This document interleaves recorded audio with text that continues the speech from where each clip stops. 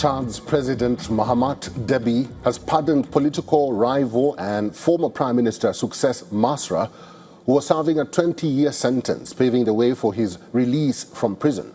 Masra, a fierce critic of the president, claimed to have defeated him in an election in 2024. The opposition figure had been arrested last May over alleged links to a clash which took place in the southwest of the country. He was accused of spreading hateful messages on social media linked to the violence in which authorities said at least 42 people were killed.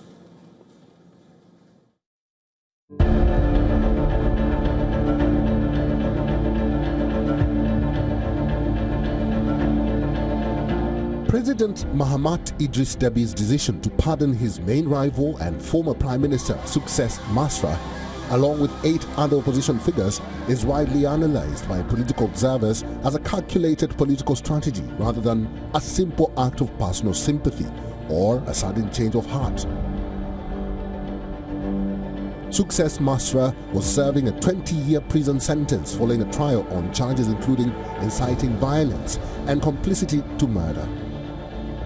Human rights organizations widely criticized the trial and conviction as politically motivated to sideline the president's primary challenger. The presidential decree grants a full remission of custodial sentences but explicitly leaves civil and financial penalties fully enforceable, meaning it is a pardon rather than an amnesty that would clear criminal records or restore full political eligibility. Pardon, l'unité, la paix. Forgiveness, unity, and peace, and the idea that a political opponent is not an enemy. And then, I listened to the President of the Republic, my brother, the Marshal of Chad, Mahamat Déby Itno, in his address to the nation on August 10th, probably one of the most eagerly awaited speeches. Dans son discours à la nation du 10 août. Like other opposition figures, Masra, a 42-year-old economist, had fled Chad after the army and police opened fire on demonstrators protesting an extension of the political transition under the Déby-led ruling junta in October 2022. Masra returned from exile and signed a reconciliation deal with Déby before being named Prime Minister 5 months ahead of the 2024 presidential election. Déby was elected head of state with just over 60% of the vote in a contested ballot boycotted by a majority of the opposition parties.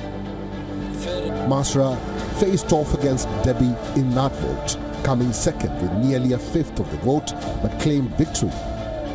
He was arrested in May 2025 and sentenced 3 months later to 20 years in prison. Un adversaire politique n'est pas un ennemi.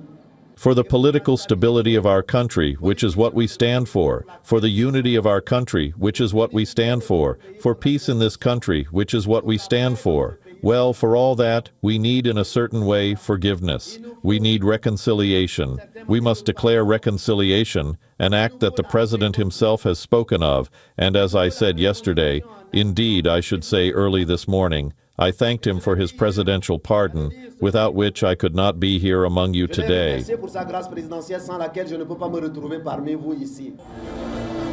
Having secured his position following the 2024 presidential election, President Déby can release his main rival from a position of control, easing domestic and international pressure without risking his actual hold on power.